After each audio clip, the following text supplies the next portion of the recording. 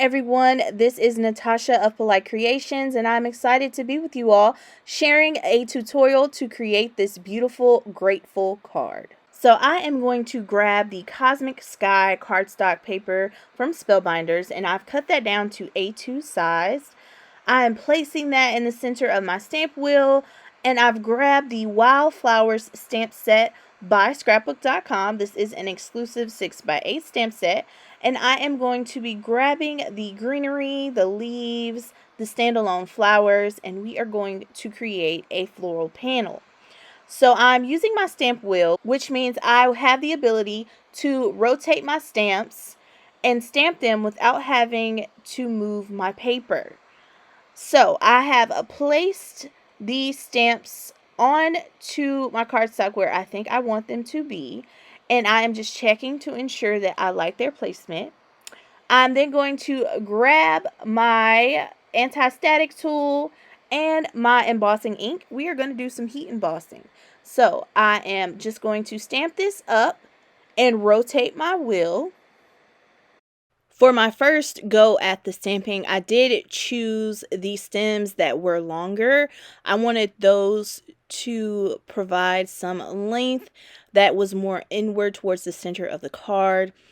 I also knew that I wanted that blossomed stem, the one on the top left here, to be prominent throughout the card. So you will see me use that on this bottom layer, which will be embossed in gold, and I will use it again for my second layer, which is going to be embossed in white. Now moving on to two more of these stamps from that Wildflower stamp set, I am trying to add filler. I want to fill in more of this blue background with these images. So you will see me ink those up. I'm going to stamp them, and then I'm going to pretty much rotate this plate 180 degrees so that I have a symmetrical stamping of these images on this plate. I'm also going to remove the smaller image of those two. The one that I'm left with kind of reminds me of like eucalyptus leaves. So I'm just going to add that again on both the right and the left side of this card to add more filler. Once that's complete, I am going to grab my embossing powder and we are going to heat emboss this. So I'm using the Gilded Embossing Powder from Brutus Monroe. It's one of my favorites. I love the shine on this embossing powder. So I am going to heat emboss using that. Here is what my card panel is looking like now that the gold is embossed. So now we are going to move on to our second layer of heat embossing, and I will be using the larger image, as I said before, the one with the blossom flower, and I'm going to focus on making sure that that is stamped well and it's prominent. I'll also add in some filler of the small florals that don't have any stems, as well as some of the leaf images, just to fill in some of the gaps. I want all of the edges of the card panel to have some stamping around it. I am continuing to stamp around, rotating my plate as I go. I am switching out the stamps between the leaves and some of the standalone flowers. I want to fill in more of the space, and I want the next layer of embossing to pop. It will be some white alabaster sparkle embossing powder from Brutus Monroe. So this is a white sparkle embossing powder, and I want that to stand out against this gold and blue background. With the stamping complete, this is how my second layer is looking in contrast to the first.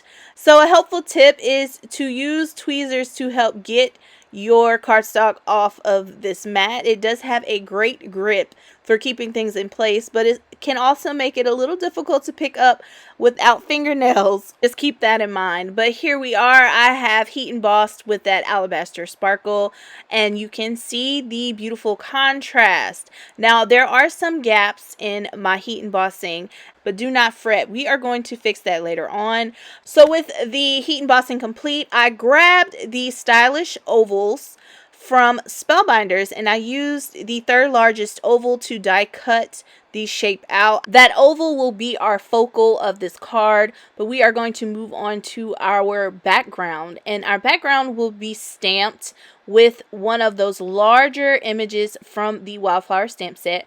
I'm also using Prized Ribbon Distress Oxide, and we are going to do a bit of tone on tone stamping. I wanted the background to have a subtle floral print, so that is why I'm using this Distress Oxide in this color. So it may be a bit hard for you to see right now, but this creates a beautiful tone on tone stamping that is sure to catch the eye to whomever receives this card. Because of the size and placement, when I am stamping this image, I only have to stamp 4 times, which is lovely, and I did not have to move my cardstock at all. Now, once I've completed this, I do go in and I heat set this Distress Oxide so I don't have any unwanted smearing, and that will complete our background. And this is an A2 size background, if I did not mention that before. Now it's time to work on our sentiment, and I am grabbing this gratitude stamp set from Scrapbook.com, and we are going to use that grateful sentiment. I am going to just heat emboss this using that same gilded embossing powder from Brutus Monroe. This stamp set is actually a stamp and die set, and that grateful sentiment does have an accompanying die that I am able to use. So when I die cut this out, this is how my sentiment is looking. Using the same die used to cut out the grateful sentiment, I did cut an additional 4 of those die cuts out, and I am going to stack those. So this is where the stamp wheel also becomes very helpful, because as you can see, everything is staying in place. I don't have any sliding. I can layer my sentiments strips or the die cuts without any hassle. And I am using the artist glue from Scrapbook.com, which is perfect, and I do have that fine tip on there, so I have control over where my glue flows. But guys, look at how beautiful this sentiment is stacked. I think this is such a beautiful sentiment to add on to this card. It's almost time to fully assemble the card, but before we do that, I thought this oval needed a little love. So I am using the unicorn ink from Hero Arts, and I'm just going to rub that around the edges. I do go back and heat set it to make sure that it dries, because it is pigment ink, so be careful. I think the white ink was just what this oval needed. So now we are about to assemble. I did go back and I die cut out another oval on white cardstock, and I used the wide roll of the Scrapbook.com double-sided adhesive to add adhesive on the back of that. Using the double-sided sheets reduces any chance of warping. So that is why I chose to use the double-sided adhesive sheet instead of wet glue to adhere these ovals together. After those ovals were adhered, I did add on the grateful sentiment using the artist glue. And remember those gaps in the white heat embossing that I mentioned earlier?